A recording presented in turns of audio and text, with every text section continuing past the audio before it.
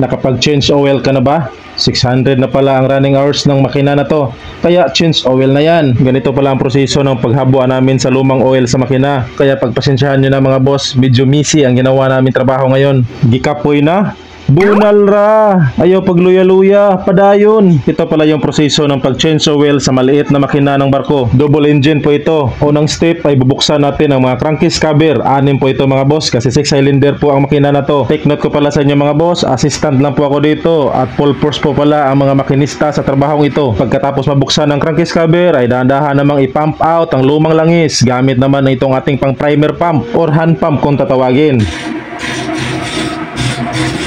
Maririnig natin dito ang tunog ng higop ng ating primer pump. Indication po yan mga boss na malapit nang maubos ang lumang langis sa ating crankcase. Habang hindi pa totally na naubos ang lumang langis sa crankcase ay pa-flushing muna namin ito gamit ang diesel. Hindi po ito ang flushing na nasa isip mo mga boss. Ito po pala ay hugas-hugas lang para mag-meltdown ang lumang residue ng ating lumang langis. Ngayon ay binubumba naman ni oiler ang lumang langis at ang pinaghugasan natin ng diesel. Ngayon ay pupunasan naman ang loob ng ating crankcase gamit naman ng estopa. Meron pa kasi itong residue na hindi talaga masasaksyon ng ating bomba. Si Segundo naman ang namamahala sa paglinis nito. Sinisiguro nito mga boss na malinis ang loob ng ating crankcase, pati na ang crankshaft, crankwave at ang ating connecting rod. Dahan-dahan namang pinapaikot ang ating flywheel at ang ating crankshaft para maging paborito mga boss sa paglinis. At kung may makita ka pang residue ng oil ay binubuhusan pa rin ito ng kunting diesel. Tapos pupunasan na naman ang estopa hanggang sa malinis ito mga boss at maging tuyo na. Dahil sa change oil ito mga boss ay sasabay na rin natin sa paglinis ang ating air cleaner. Tinanggal na namin to ni Toto at mag-iingat tayo sa pagtanggal nito mga boss. Kailangan nalagyan natin ng cover o estopa itong inlet blower ng ating turbocharger. Mahirap nang mapasukan yan ng mga debris lalo na ang mga metal. Tinanggal na rin pala namin ang air cleaner ng kabilang makina. Doon ito sa itaas lilinisan mga boss at si chief engineer naman ang bahala doon. Kagaya ng sinabi ko kanina, lalagyan ng cover ang inlet ng ating turbocharger. Ngayon ay tinanggal na pala ni Wheeler ang mga cover ng ating lobo oil filter. Duplex type ang oil filter ito mga boss, kaya malinis-linisan lang ito at hindi disposable. Ang isang oil filter ay tinanggal na pala ni Wheeler, kaya ito na lang isa ang aking babaklasin. Sa mga hindi pa nakakilala sa akin, ako pala si Boss Jerome, isang dating mekaniko ng sasakyan na ngayon mekaniko na ng barko. Maintenance pa ako dito mga boss. Kung gusto mo akong tulungan ay pakishare naman ang aking video. Ito pala yung pinaka-housing ng ating lobe oil filter. Dalawa po ito mga boss para sa pag-change over. Kung madumi na ang isa ay pwede mong linisan ang isa. Pwede mong i-isolate ang isa habang tinatanggal ito. Ganon lang yon. Diesel lang pala mga boss ang panglinis dito. Sabay na rin ang pagbuga ng malakas na aire. At ang isang wheeler naman na nakadestino dito. Habang sa itaas mga boss ay nalinisan na ng chief engineer at mga apprentice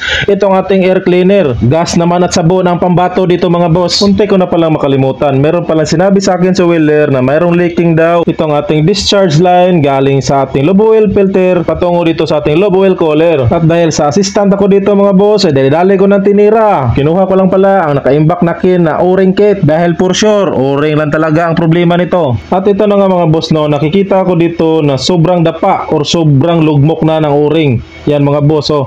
So hindi na siya nag-overlap sa kanyang piecing. Kaya kahit anumang higpit ang gagawin mo dito sa kanyang bolt ay siguradong magli-leaking yan mga boss. Pati na rin pala dito sa kabilang side ay hindi na rin overlap. Kaya papalitan natin to mga boss. Ito na, bago na to mga boss. Yan. Kung makita nyo sa bagong o-ring, overlap na yan mga boss. Yan.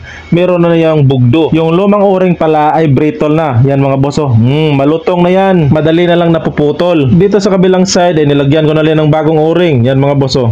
Malaki na ang overlap niyan. Ngayon ay pwede na nating ikabit itong linyada na to mga boss. Yan. Meron tong sensor pala dito oh. Dalawang sensor ang nandito na nakakabit mga boss. Para sa temperature at sa sensor ng ating lobe oil pressure. 13 mm lang ang ulo ng bolt nito at saka allen head naman doon sa kabila. Ngayon ay naibalik na ng mga apprentice at wheeler ang mga cover dito sa ating crankcase. Take note ko pala sa inyo mga boss, kailangan i-double check ito. Kailangan na walang estopa na naiwan doon sa loob ng ating crankcase. Sa punto na to ay naikabit na pala ang ating bagong linis na air cleaner. Kitang-kita dito mga boss na puting-puti na siya. Hindi kagaya nun dati na maitim pa. Dahil sa completos ricados na ay handa na namin isalin ang bagong oil para sa ating makina. Ito pala po ay All Plate Plus 40 CF. Valvoline po ang gamit namin na oil. Ito pala ay Weichai diesel engine. Kayo mga boss, ano bang klaseng modelo ng makina na meron kayo at ano bang klaseng brand ng oil ang gamit nyo? Please paki-comment naman nang malaman ng ating mga baguhan na kababayan. Balde-balde lang pala ang pagsali namin dito sa loob ng engine room kasi